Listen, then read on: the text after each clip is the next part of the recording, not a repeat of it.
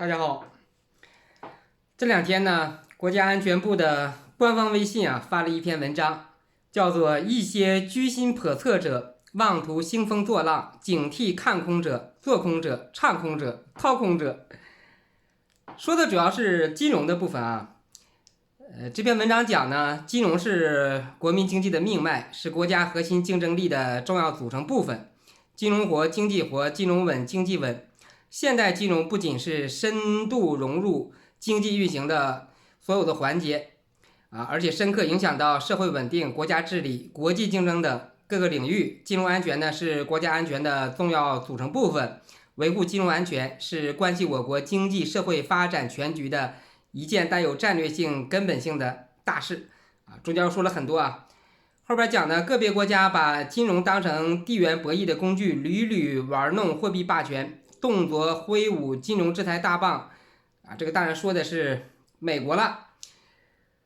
那么下面这句呢，讲的是一些居心叵测者妄图兴风作浪，趁乱谋利，不仅有看空者、做空者，还有唱空者、掏空者，企图动摇国际社会对华的投资信心，企图引发我国内部的金融动荡，都给新形势下呢维护金融安全带来了新的挑战后边讲这个国家安全机关呢，要把防范化解金融风险放到更加重要的位置，积极参与经济、金融等领域的国家安全保障体系建设，对金融领域国家安全风险密切监测、准确预判、有效防范，依法打击惩治金融领域危害国家安全违法犯罪活动，做金融安全的坚定守护者，等等等等。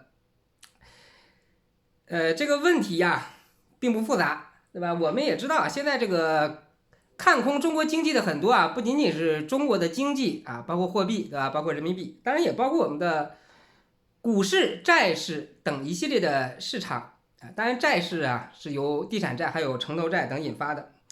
以前谈过这个债务其实并不是一个很大的问题，因为各国解决债务呢，归根结底都是要靠增加的货币来解决这个问题，也就说是靠印钱嘛。印钱的关键呢，就是你是否有足够的资产有足够的资产。因为中国这个政府它的资产规模还是很大的这个以前录过很多视频，在这里就不做逐一的解释了。那么我们这 A 股呢出现结构性的下跌，对吧？很多板块其实已经创造了历史的低位创造了历史的低位。很多人也是嗷嗷叫唤的。当然也有很多的板块创造了历史的最高点，对吧？譬如这个游戏文化传媒ChatGPT 以之与之相关的，包括最近的这个华为，对吧？很多都几乎要到历史最高点了这本质上是 A 股是一个结构性的行情，对吧？但是这种结构性的行情呢，也会出现很多的问题很多的问题一个就是我们这个融资融券嘛，对吧？融券做空，再一个就是新股。这个新股这个过去很多有什么金地股份浙江国强，好多我想大家已经看了很多的消息譬如这个企业就值100块，对吧？新股发行的时候呢，发行价给你整个1000块，对吧？当然这个大部分韭菜都是久经考验了，他不去买，但是券商呢拿着基金的钱去买，拿着基民的钱去买，对吧？就搞这一套我记得以前谈过我们这个国内这个金融出了很大的问题应该是我个人觉得应该是从06年左右开始陆续的往这个方向走就是你譬如我们的券商，对吧？券商这个大的券商，包括一些知名的金融机构开始不做宏观研究了，根本就不做宏观研究而是做各种的你说的忽悠人也好，或者是炒概念也好各种的炒概念，对吧？然后各种的这个标情绪，搞这种东西，基本不做宏观研究和宏观判断，这就走向一个很坏的开端。那这个很坏的开端呢，也很重要的原因吧，就是我们也是大概06年左右大量的这个海归大量的国外的金融人才陆续的进入国内的各个金融部门。这个国外的人才对吧？是需要一定的数量的，但是还是要恰当适当的这个如果是大面积的这就不好了啊。这个毕竟受国外的或者西方经济学影响比较深，这个主要还不是西方经济学的问题啊，而是西方经济学呢很多课本上教的啊，不管是国内国外的，对吧？教的很多都是一种鹦鹉学舌式的，本质上是并没有触及到本质啊，就是 we are the market， 对吧？ we are the market， 就我们就是市场嘛，对吧？就我们市场什么意思？这个市场的本质上呢是有这个庄家在控盘的啊，不管是政策上如何不允许联合坐庄，但这种情况是始终是存在的，是始终存在的啊。靠这个数据分析呢，并不能解决实际的问题啊。你只有宏观对了之后呢，你才能去做微观的数据分析，对吧？然后再就是哈耶克那一套自由市场那一套啊，搞得非常的离谱啊，搞得非常的离谱。比如我们非常熟知的葛兰啊，葛兰大家都知道嘛啊，也是从美国回来的啊，还有她老公啊，都是知名的基金经理，对吧？他两口子管理的基金就没赚过钱啊，都是赔得很惨，赔得很惨，对吧？赔得越惨啊，人家升得越快，这都很离的大谱啊，都很离的大谱。所以为什么这个是由国家安全部发的，对吧？这肯定涉及到一些内外勾结的部分，那有一些呢是被这个西方经济学洗脑洗得很严重。还有很多啊，还有很多，肯定是涉及到内外勾结的部分，这是毋庸置疑的。你包括我们这个很多这个资产转移这怎么能转得出去呢？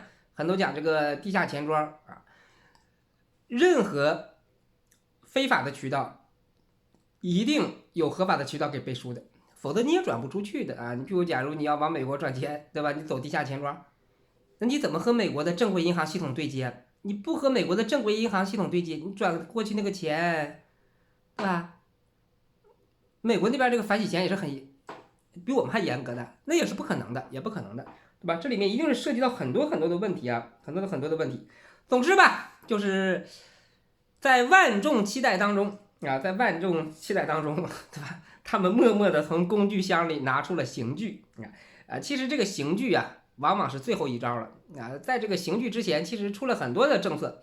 我们应该看到很多了又是降印花税又是成立平准基金又是货币政策不管是从央行银保监会对吧？还有中央金融会议其实已经开了很多的会了，对吧？开了很多的会了这个做大中国金融市场呢，这个调子呢已经摆在这里了那做大中国金融市场这个基本的基调摆在这里，但是这个很多事情没有这么快没有这么快，对吧？我记得以前讲过这个中央汇金他上一次成立平准基金是在2004年他在2004年、2005年，对吧？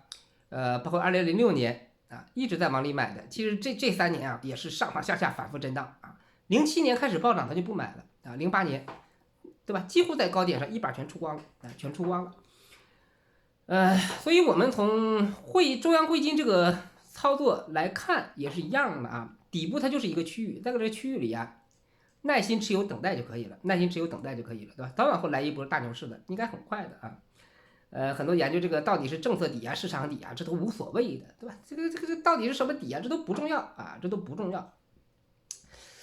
如果从稳妥的投资角度，对吧？从稳妥的投资角度之前谈过，比如港口水运、铁路公路，对吧？这个到了一定地步，你就买着吧，等着一轮牛市。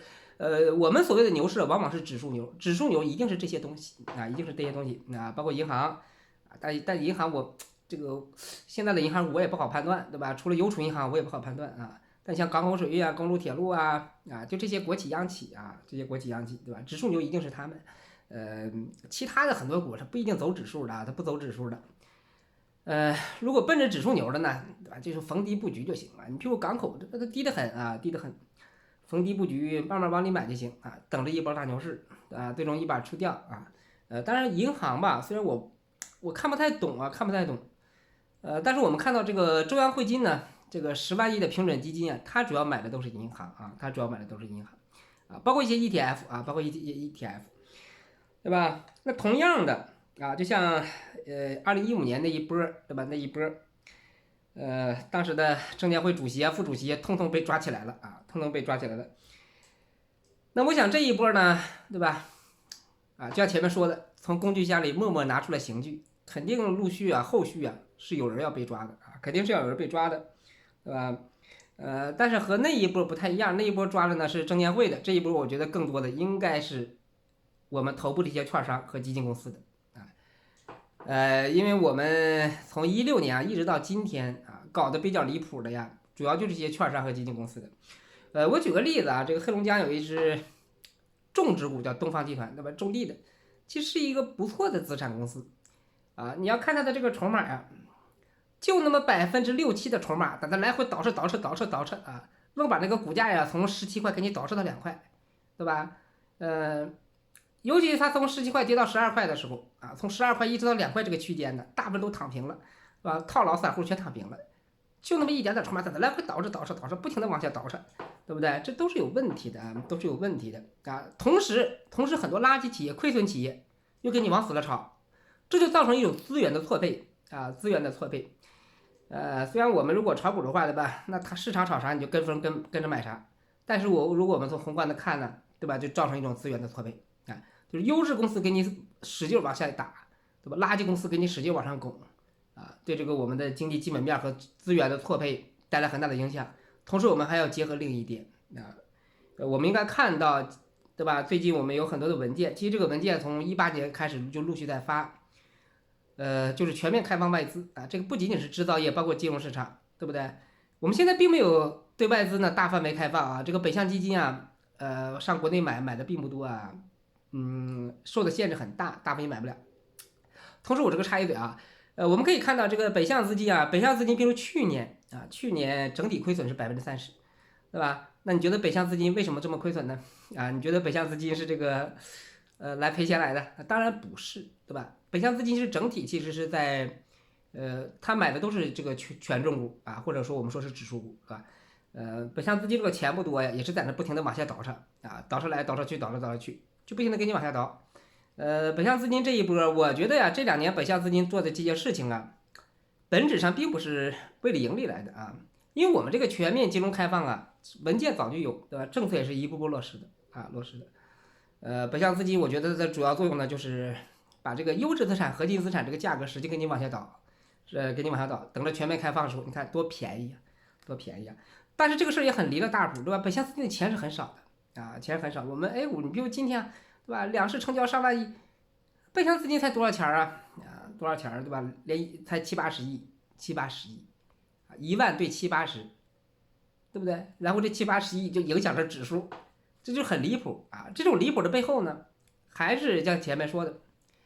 我们这个后来我们这个不管是券商或者这些大家所谓的主力机构吧，很多呀，对吧？都从国外回来的从国外回来的这个有内外勾结的部分，有这个被西方洗脑的部分，还有一部分呢就是这个贵美证，对吧？